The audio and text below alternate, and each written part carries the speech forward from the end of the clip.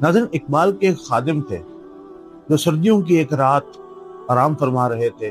2 से 3 बजे का वक्त था कि वो कहते हैं कि मुझे अल्लामा इकबाल रहमतुल्लाह ताला अलैह ने जगाया और कहने लगे कि मेरे बहुत ही खासुल खास जो है वो कोई मेहमान आए हैं और कहीं से जाओ और जाकर लस्सी लेकर आओ। वो कहते हैं मुझे बड़ा ताज्जुब हुआ कि एक तो इस वक्त मेहमान कौन तशरीफ ले आया और दूसरा इस वक्त लस्सी कहाँ से मिलेगी। बाहर कैफ कहते हैं मैं आंखें मलता मलता उठा और किचन की तरफ जाने लगा कि बर्तन जो है वो मैं लूं और जो ढूंढूं गई से लस्सी। जाहिर बात है हुक्म चूंकि अलामा साहब का है। इतने में अलामा साहब खुद आगे बढ़े और कहा नहीं, बर्तन मैं खुद तुम्हें साफ करके धो के दूंगा। उन्होंने बर्तन धोया तो इतनी देर में कहते मैं जरा देखूं कि अब मेहमान कब तशरीफ लाए। तो कहते जब मैंने कमरे में देखा तो बहुत ही नूरानी शख्सियत वहां पर बैठी जिनके चेहरे से जो है वो नूर की धाटें निकल रही। और इतनी देर में कहते मैंने बर्तन लिया और मैं घर से बाहर आंखें मलता हुआ निकला कि ढूंढूं कहीं से लस्सी। तो क्या देखता हूँ कि गली के नुक्कड़ पर एक खोखा लगा हुआ है और वहां पर एक और नूरानी शख्सियत, नूरानी चेहरे वाले बुजुर्ग जो है वो लस्सी बना रहे हैं। तो कहते मुझे बड़ी हैरानी हुई कि ये आज से पहले तो खोखा हमने यहाँ कभी नहीं देखा। लेकिन बहरहाल साथ हैरानी के साथ साथ खुशी भी थी कि मुझे अब जो मेरा काम है, जो मेरे जिम्मेदारी लगाई गई है वो यहीं से अदा हो जाएगी। तो सुबह इसकी तहकीक करेंगे कि ये कौन है, कहाँ से है और क्या मामला था। उनको कहने लगे जी मुझे लस्सी चाहिए। उन्होंने बर्तन पकड़ा और बर्तन में जो है वो लस्सी से बर्तन को भर दिया। इन्होंने कहा कितने पैसे जो है वो आप लेंगे। वो मुस्कुराकर वो बुजुर्ग कहने लगे कि जाओ, इकबाल से हमारा मामला चलता रहता है।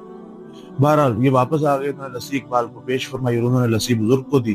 तो अब ये कहते मैं भी जाग ही रहा था कि मेहमान बैठे हैं, कोई और काम हो सकता है, कोई और जरूरत हाजत हो सकती है, कोई मेरे लिए खिदमत हो सकती है, तो मैं जरा इंतजार करता हूँ। तो इतने में क्या देखते हैं कि वो बुजुर्ग उठ के जाने लगे और इकबाल को जोर से गले लगाया और उनके माथे पर बोसा दिया। तो इकबाल उनको सी ऑफ करने, खुदाफिज कहने दरवाजे तक जाने लगे।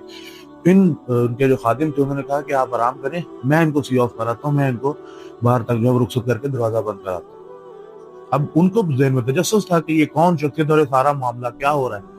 जैसे ही वो बुजुर्ग घर से बाहर निकले हैं, पीछे ये खादिम भी मौजूद थे। तो इन्होंने क्या देखा कि एक कदम उन्होंने दरवाजे से बाहर निकाला और दूसरा कदम जो है वो गली की नुक्कड़ पे रखा और यूं करते करते वो गायब हो गए। ये पीछे भागे तो आगे जाके क्या देखते हैं, ना खोखा, ना कोई बंदा, ना कोई लस्सी, ना बुजुर्ग, सब कुछ खत्म। अब ये समझिए कि जो कदम उठा है और ये सारा मामला हुआ, ये कोई रूहानी मामला हुआ है। खैर वापस आए, इकबाल से उन्होंने पूछा कि हुजूर मुझे बताएं क्या है। तो इकबाल ने जवाब दिया कि तुम छोड़ दो इस बात को, भूल जाओ कि ऐसा कोई मामला हुआ भी और तुमने कुछ देखा है। कहा नहीं, मैंने सारी जिंदगी आपकी खिदमत की है, तो मुझे उसके मुआवजे में समझ, अगर आपसे कुछ चाहिए तो वो ये चाहिए, मुझे बताएं ये राज के।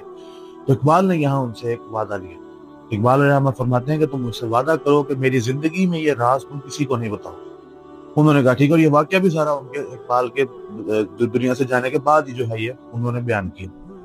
वो कहते हैं कि जो शख्सियत यहाँ पर घर में मेरे पास मौजूद थे वो ख्वाजा गरीब नवाज रहमतुल्लाह ताला अलैह थे, और जिनसे तुम लस्सी लेकर आए हो जो वो बुजुर्ग थे वो दाता अली हजवेरी रहमतुल्लाह ताला अलैह थे। तो नाजरीन, ये है अल्लामा इकबाल रहमतुल्लाह ताला अलैह की रूहानी ताकत का आलम, आपकी रूहानी एग्जिस्टेंस का आलम, आपकी रूहानी पावर्स का आलम। इकबाल भी इकबाल से आगाह नहीं है, इकबाल भी इकबाल से आगाह नहीं है। कुछ इसमें तमस्खर नहीं, वल्लाह नहीं, कुछ इसमें तमस्खर नहीं, वल्लाह नहीं है।